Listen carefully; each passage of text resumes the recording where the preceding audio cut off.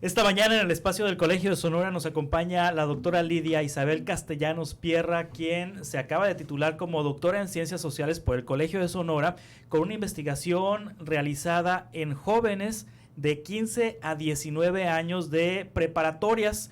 Gracias, doctora Lidia Isabel Castellanos, y felicidades por este grado y bienvenida a Reporte 100. Muchas gracias por la invitación, Juan Carlos. Estudiaste a alumnos de preparatorias de 15 a 19 años. ¿Qué es lo que analizaste en ellos? Bueno, mi trabajo se interesó fundamentalmente por los modos de relación y por identificar los casos de exclusión y de rechazo en los grupos, tanto dentro del salón de clase como en otros espacios escolares, ¿no? Y conocer las razones por las cuales los jóvenes se rechazan o se evitan, de qué depende la preferencia y la aceptación.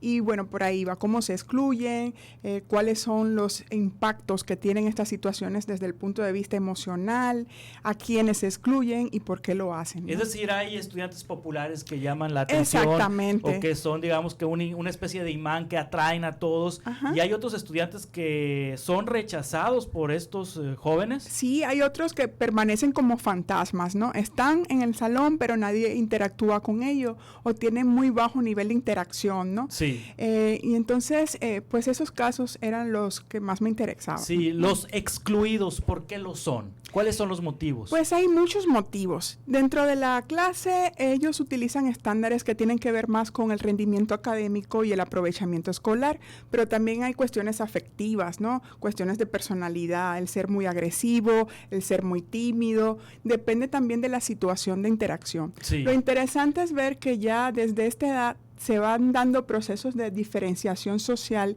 y adquisición de estatus dentro del grupo, ¿no?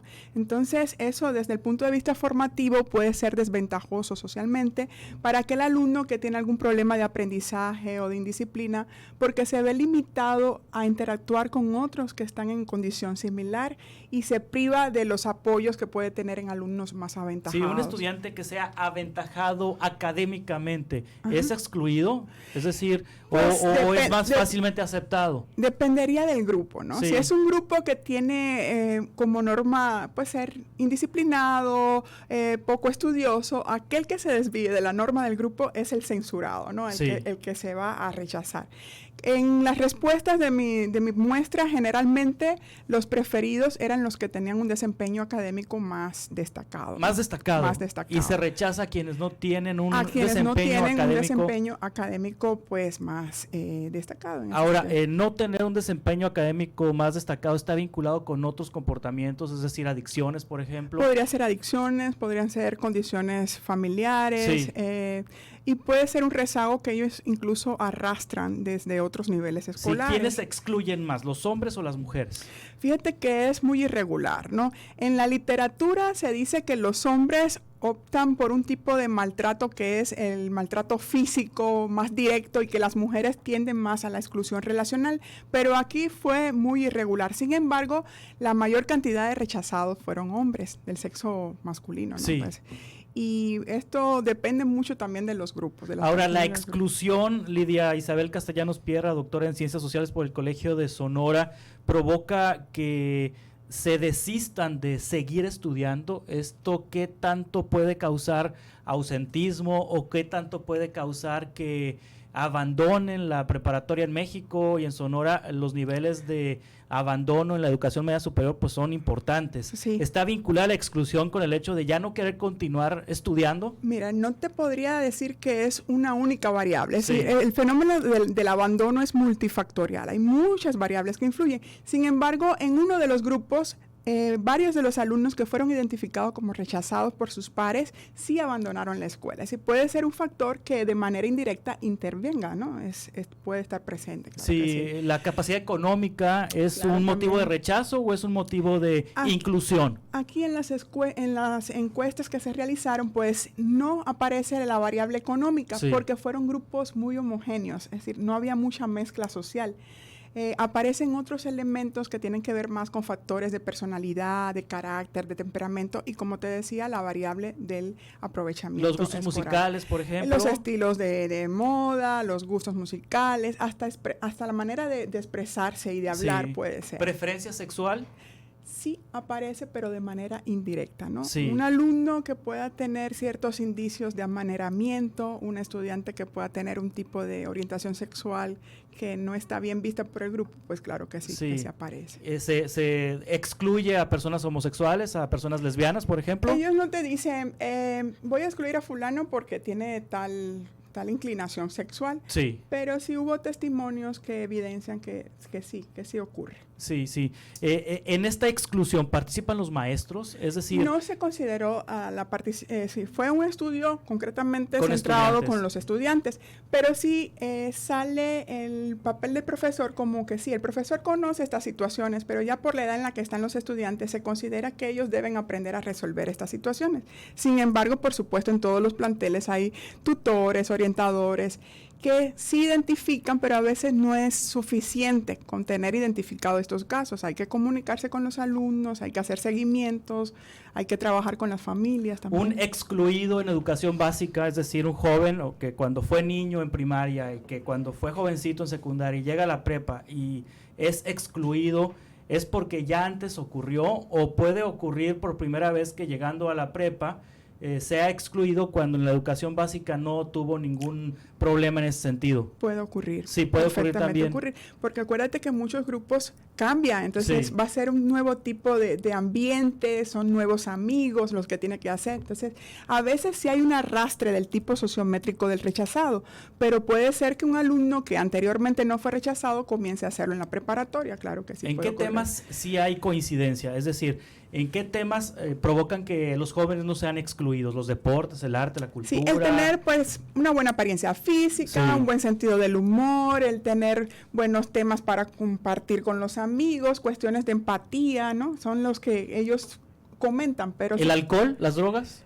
Depende, como te decía, del grupo, ¿no? Hay situaciones en que si el grupo tiene ciertas adicciones, aquel que no fume o que no beba es el que va a ser rechazado, ¿no? Sí. Entonces, depende siempre de las creencias normativas del grupo. Esta investigación se hizo en 3 preparatorias, en 2 particulares y una pública. Así es. ¿Es posible conocer los nombres de las preparatorias? Pues sí, y aparte agradecer a las autoridades y a los maestros y a los alumnos que participaron en este estudio. Sí, mira, trabajé con la preparatoria UNEPROP de Reforma Final, a su director le agradezco, el doctor Raúl Riera Aroche, la preparatoria Aquino y el CECITES Alto Valle Hermosillo II, al maestro Germán Duarte y a la maestra Irma Castillo, que son sus ¿Se puede saber qué porcentaje de los estudiantes analizados o investigados es excluido? Es decir, de cada 100, de cada 10, ¿cuántos son excluidos? Bueno, mira, no te podría decir exactamente porque varía mucho en dependencia de los grupos, pero aproximadamente un 14% del total de la muestra son excluidos. El resto se integra fácilmente, entonces. Bueno, se mueven en otras tipologías sociométricas que son más complicadas de explicar, pero podrían ser preferidos, controvertidos, medios, ignorados, que son otras tipologías. Sí, el rechazo puede incidir en el tipo de proyecto académico que tenga el joven a futuro, es decir, entre continuar o no una carrera universitaria, entre estudiar cierta carrera o elegir a otra carrera. Pues habría que ver, ¿no? Sí. El rechazo impacta sobre todo en lo que es su construcción del autoconcepto, cómo se ven ellos mismos y la cuestión de la identidad social y de la autoestima social, ¿no? Empiezan a verse muchos como raros, como diferentes, tienen vergüenza a participar en la clase y sí, indiscutiblemente eso se traslada después a otros ámbitos sociales. Hay apodos, hay acoso escolar, hay bullying. Hay etiquetado, hay flojos, hay raros, hay burros, hay inteligentes. Es decir, hay un proceso muy claro de clasificación de los alumnos y mucha fragmentación al interior de los grupos, ¿no? Sí, esta investigación que te valió, doctora Lidia Isabel Castellanos Pierra, el grado de doctora en Ciencias Sociales por el Colegio de Sonora, ¿a qué, digamos que especialistas de educación les puede servir? ¿Les puede servir a los directores de preparatoria? ¿Les puede servir a quienes diseñan políticas públicas en materia de educación? ¿A quién le puede servir esta investigación? Pues yo creo que a todos, ¿no? A todos los actores educativos, docentes, tutores, orientadores, padres de familia, incluso a los mismos jóvenes también, ¿no? Para crear un poco de conciencia y de sensibilidad de lo que puede ser la repercusión de alguna expresión, del trato, ¿no? Que muchas veces veces lo hacen de manera inconsciente porque está normalizado, ¿no? Pero arroja luz y ofrece elementos que pueden dimensionar el impacto de este tipo de relaciones en los jóvenes. Y la política pública que propones es que estos temas sean considerados, las emociones. Las emociones, sí. Porque fíjate que los modelos educativos actuales están muy centrados en desarrollar competencias para la inserción laboral, no para el ser profesionista, el que es bueno, el que es competente en ciencias, matemáticas, lectura, escritura, pero la parte humana de la sensibilidad, de las emociones, del respeto, de los modales, todavía hay mucho que trabajar en ese sentido. Muy bien, doctora Lidia Isabel Castellanos Pierra, muchas gracias por estar aquí con nosotros. Muchas gracias por la ¿Dónde se puede invitación? consultar la tesis de doctorado? Pues la tesis está disponible en la biblioteca del Colegio de Sonora, en su repositorio digital y también en formato físico. Muy bien, gracias Lidia Isabel. Muchas gracias. Que te vaya muy bien. Hasta luego. Continuamos con más noticias en Reporte 100.